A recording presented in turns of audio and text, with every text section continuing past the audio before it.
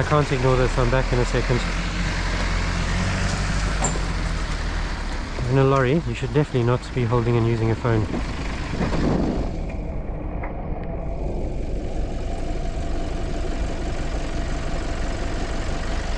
He's scrolling.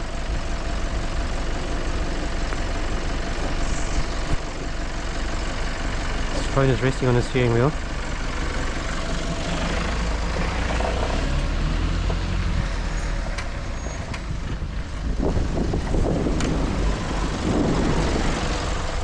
What's going on there, mate?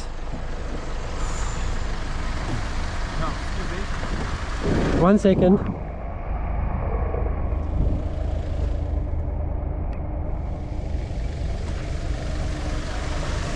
was just reading my emails, I apologize for that. No problem, but you can't do that. I'm wondering if the traffic is moving. I know, but you're still in... I know, I apologize. No problem. You have a nice day. I still got to report it, I'm afraid. I apologize. Please don't do that to me. I'm sorry, I have to. You're in a lorry, man. I'll show you. It's my... No, don't show me, because you're only making it worse if you hold your phone. You're giving me more evidence. I know, but I apologize, Okay. please. All I'll offer is I think about it. I would have not done that, I swear to God. It's still dangerous, stopped. I apologize. I appreciate your really good manners and great behavior. It tells me you're a decent person. I apologize. No problem. Please. Have a good day. Yeah, because I already got 6 points on my license. You report to me, it's just going to put me out. I understand. I do apologize. All I can promise is I'll think about it. Please. Okay. Thank you. Have a good day. Sorry, mate. Yeah, another really nice person. So yeah, he was using his phone and swiping on it, and the phone was resting on his steering wheel. When I came up on the offside and looked at him,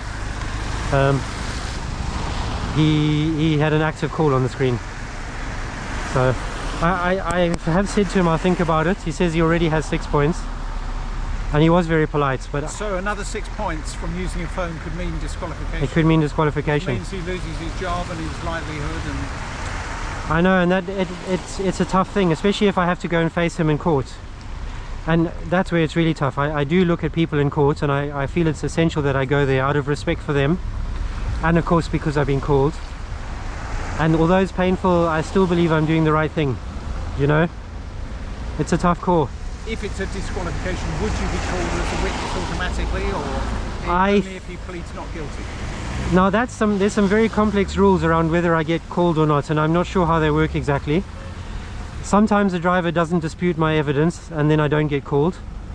Sometimes they do seem to dispute my evidence, but they just show the video, and other times I have to come and all of those previous times I don't have to come, but then sometimes I do have to come. So there's obviously some structure that the CPS used to decide whether to call me or not, and I'm not sure exactly how those rules work and that procedure.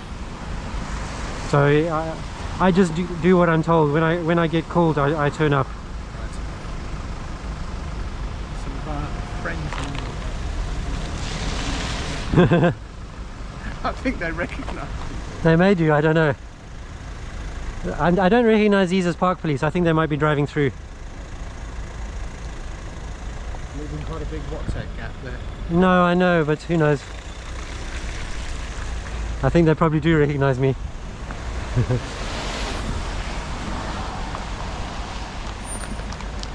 Right. I have seen one of them, basically 3 or 4 of them jumped out. They were stuck in this queue and they went up doing exactly what we just did. Oh really? Yeah. Catching phone drives, and I went in and I said thank you. You could do it on foot just as effectively, can't you? There are people who do it on foot and don't cycle at all.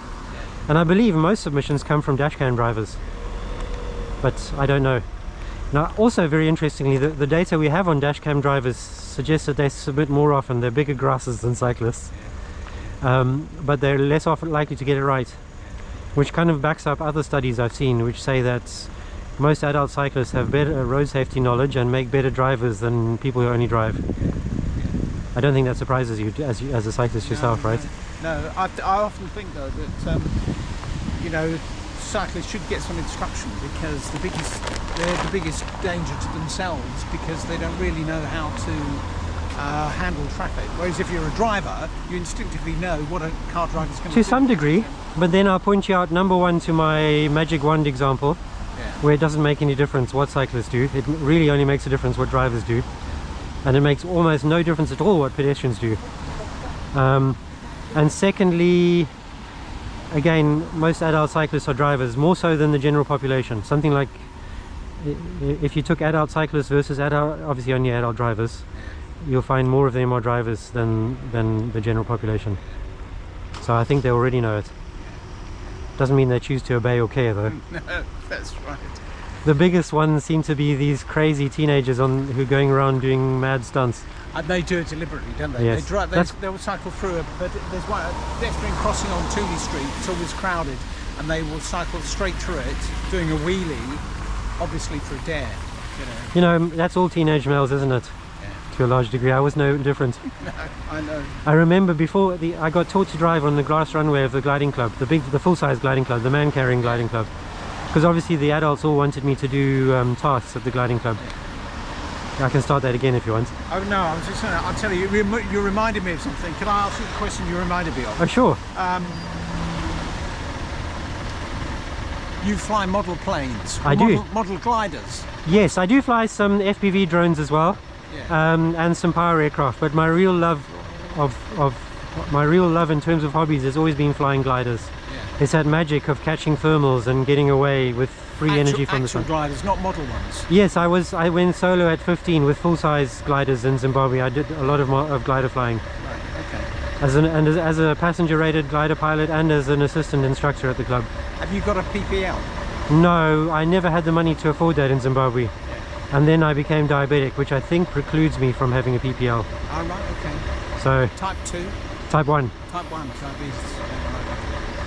So you have to take regular shots of insulin? yeah, in fact I'm on a pump. Oh, And there's a little gadget stuck to my tummy here called an Omnipod. So it's filled up with insulin every 3 days, and I put a new one on. And then I have under my arm here a little glucose monitor. I'll show you if you like. It's not very exciting.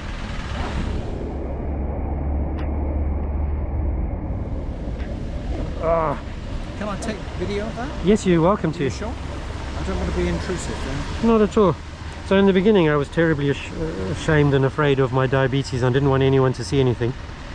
But after a few